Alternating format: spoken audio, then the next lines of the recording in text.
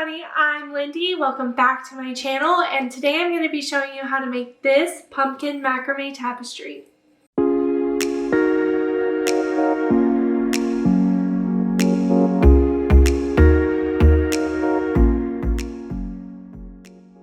Okay, the very first thing you're going to need to do is gather all of your supplies, and I'll have all of these linked down below, but just a quick run through. You'll need some orange spray paint, some painter's tape, a measuring tape, macrame cord and a dowel, some regular paint for the stem of the pumpkin, as well as a paintbrush, a pair of scissors, and then optionally, if you have an X-Acto knife, that can be really helpful too.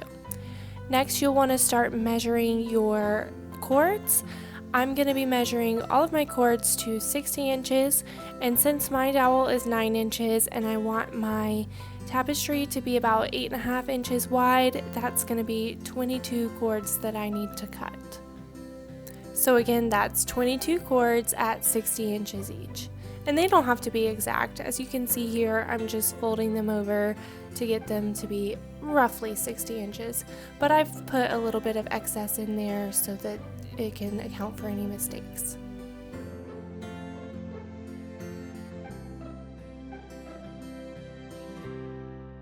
Okay, now we're going to take all of those strings we just cut and attach them to the dowel with a lark's head knot. The only thing that's a little bit different here is that we're not going to be centering the lark's head knot so that the same amount is hanging down on each side. We're actually going to have one side hanging down at about 14 to 15 inches and the other side with the remainder. And you can see that coming up right here.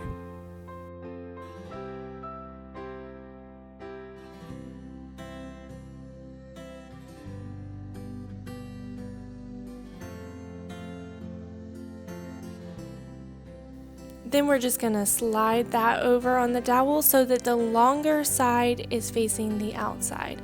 And here you can see better how the shorter string is hanging down to one side and the longer on the other. Now for the next one right beside it, you're going to want to make sure that the two shorter strings are right beside each other and that the longer strings are on the outside.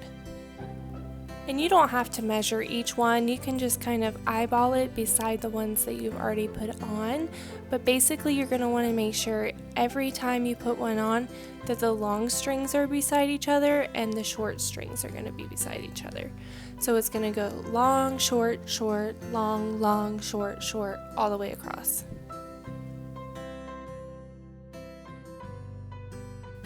Once you get all 22 cords attached, you can see that it kind of creates two levels where the cords end. Next, we're going to get started on our actual macrame knots. So you're going to grab those first 4 cords on either side and start off by just making a square knot. Now, if you don't already know how to make a square knot, you basically just make a number 4 with your left cord and then tie it through with the right cord and then do the opposite. But if you'd like a more in-depth tutorial, I can also link a video specifically about how to make the square knot in the description below. You're going to continue making this knot all the way down those 2 middle strings. And for this tapestry, I'm choosing to make the whole thing 20 knots long, but the last knot is going to be a little bit different. So once we get to 19 knots, we're going to go ahead and stop with the square knot.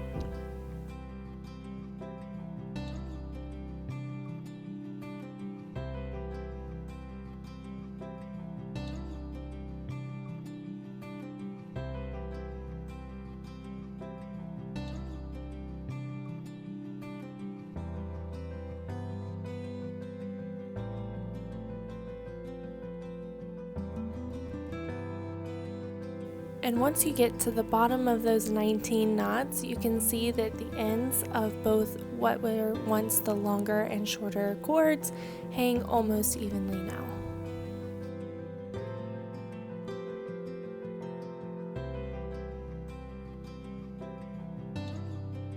Now you're just going to grab the next 4 cords beside the ones you just used and continue the same thing all the way down the row. And you can continue this with every set of 4 cords down the dowel until you get all the way across, making sure that each column has 19 knots on it. If you started with 22 cords like I did, you should finish this process with 11 columns. Now we're going to get started on the 20th and final knot. This is just another variation of the square knot where you twist the inner cords together. So first you twist the inner cords and then create the square knot as you would normally.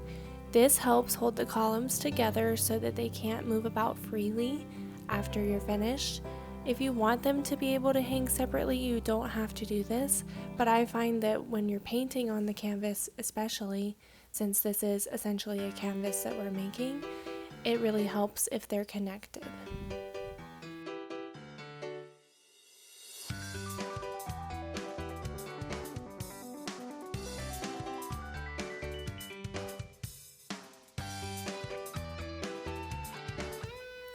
And even if there's 19 knots in every column, the tension might be a little bit different.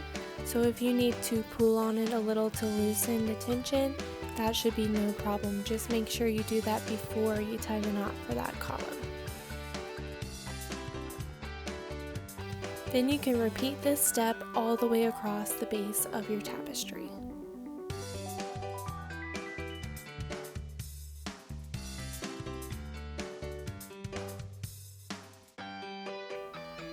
And once you tie your final square knot, you can give everything a little tug to make sure it's nice and secure.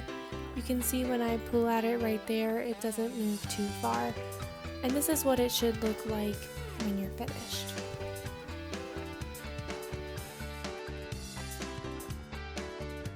This step is optional, but I know that my fringe is currently significantly longer than I'm going to want it to be when I'm done, so I'm just taping it off and then cutting it. As you can tell, it's not even straight, but it's not a big deal. From here, we can start making our stencil for the pumpkin or whatever shape you're making. We're going to do this by overlapping painter's tape on a surface that you can cut into. If you don't have a cutting mat, you can use a cutting board or styrofoam or old cardboard. Whatever you have on hand is just fine. Just make sure you don't do it directly on your table because you will be cutting into this. And make sure that your surface is big enough for the design you're using, but not too big for your tapestry. I cut out some pieces of paper to make a pumpkin stencil for myself, and then I'm laying them on top of the blue tape in whatever way I want them. So if you want them touching, that's fine, or if you want them spread apart like this, that's fine too. And then I'm going to trace around it with the Sharpie so that I know where to cut. If you need to tape them down on top of the tape, you can totally do that to keep them in place while you trace.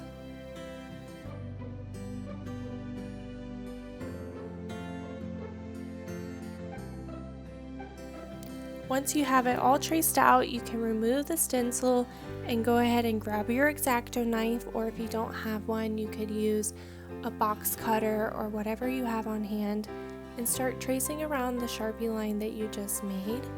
You're going to trace all the way around and make sure you're cutting through the overlap sections as well.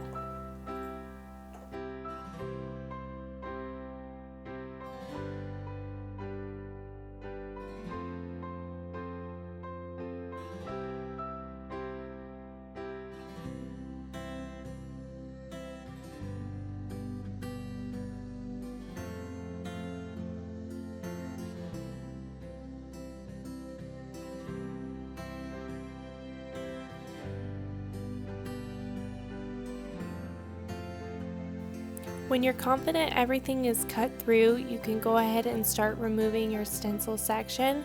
I did find it easiest to peel from the bottom so that the tape sticks together as you remove it. Then you can just place this on top of your macrame tapestry, making sure to firmly press down around all the edges to help prevent bleed through. And then you can pick up the tapestry and wrap the leftover tape around to the back.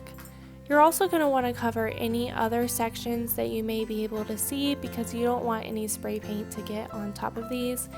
And you want to especially make sure you get the dowel and everything as well. I didn't worry too much about the very bottom because I knew that I was going to end up cutting that off when I was finished.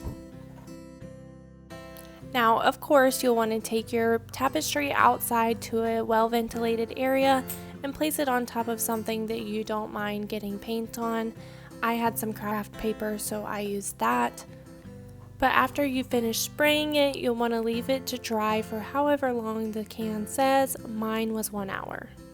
Then you can bring it back inside and go ahead and remove all of that painter's tape that you spent forever putting on. Unfortunately, these templates don't really save well because they do get really stuck to the tapestry. So if you're making multiple of the same thing, I would recommend doing them all at once rather than trying to save your stencil.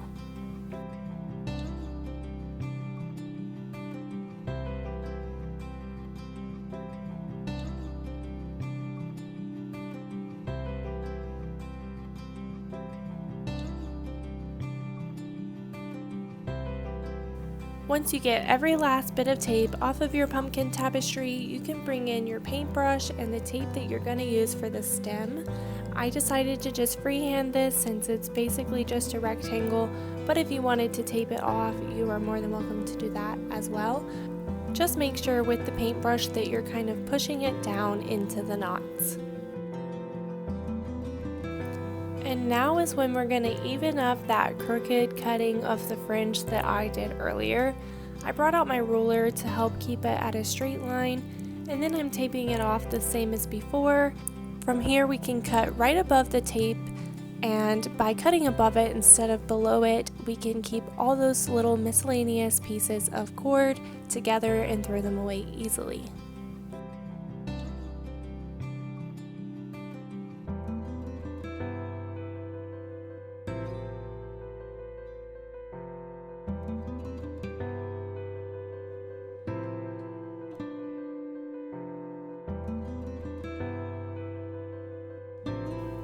If you want your fringe to be more like the regular cords, you can be done after this step, but I prefer mine to look more like loose fibers, so I'm just taking a pet comb, or if you have a regular hairbrush or comb, that will work too, and I'm just brushing it out until all of the cord is completely untwisted.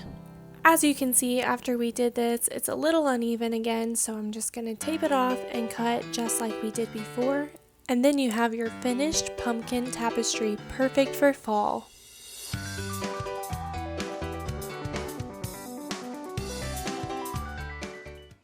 Alright everybody, thank you so much for watching. If you enjoyed this video, please make sure to give it a like, hit the subscribe button, and leave a comment down below letting me know what else you'd like to learn how to make. I'm Lindy, and I'll see you next time.